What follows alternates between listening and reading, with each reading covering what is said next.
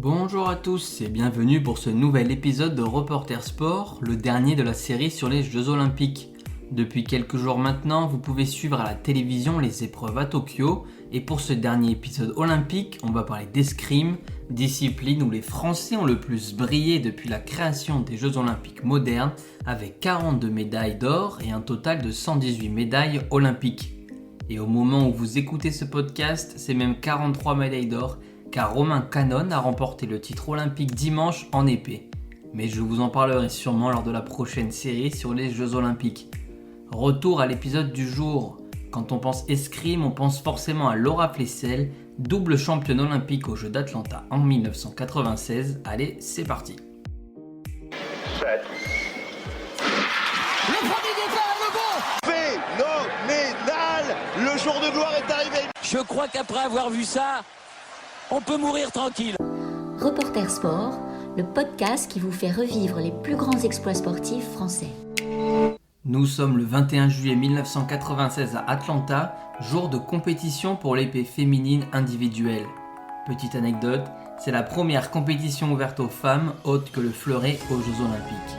Et nos Françaises sont au rendez-vous car c'est une finale entre deux tricolores, Laura Flessel et Valérie Barlois. Mais avant de revenir sur cette finale, quelques explications sur l'escrime, discipline historique des Jeux Olympiques modernes. Tiens, en fait, Jamy, je me pose une question. Il existe 3 armes dans l'escrime sportive, l'épée, qui nous concerne pour cet épisode, le fleuret et le sabre. Chaque arme a des spécificités que je vais vous expliquer. Pour l'épée, la cible est constituée de tout le corps de l'adversaire et les coups ne se donnent qu'avec la pointe de l'arme. Les règles d'assaut à l'épée sont simples.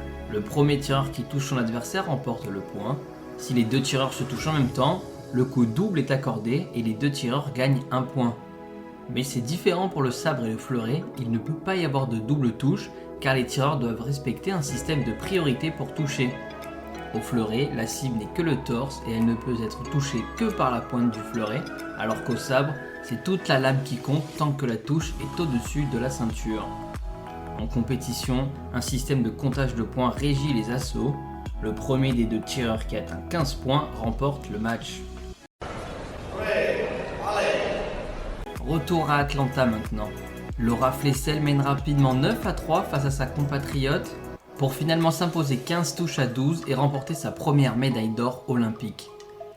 Mais Laura Flessel, surnommée la guêpe car elle aime toucher ses adversaires aux pieds à fin de médaille. Et elle le prouve quelques jours plus tard lors de l'épreuve par équipe de l'épée. Avec ses copines, elle domine l'Italie en finale et la Guadeloupéenne remporte sa 2e médaille d'or lors de cette Olympiade. En 5 Olympiades, Laura Flessel ne remportera pas d'autres médailles d'or, mais elle portera son total à 5 médailles olympiques. Une médaille de bronze à Sydney en 2000 et une en argent et en bronze à Athènes en 2004. Pour sa dernière participation à des Jeux Olympiques, elle est porte-drapeau de la délégation française à Londres en 2012, mais elle ne remporte pas de médaille et prend sa retraite juste après. Laura Flessel reste donc dans l'histoire comme la Française la plus médaillée aux Jeux avec 5 médailles, mais derrière Marie-Josée Pérec et Félicia Ballanger en nombre de médailles d'or, 2 contre 3. Et voilà, c'est la fin de cet épisode et de cette série sur les Jeux Olympiques. Alors bien sûr, je n'ai pas couvert tous les exploits de nos Français, mais je vous réserve ça pour dans 3 ans peut-être. En attendant, je vous donne rendez-vous dès lundi prochain pour une nouvelle série toujours dans l'univers de l'olympisme. On parlera de nos Français lors des Jeux paralympiques qui auront lieu à la fin du mois d'août, toujours à Tokyo. C'est tout pour moi. Reporter Sport, le podcast qui vous fait revivre les plus grands exploits sportifs français.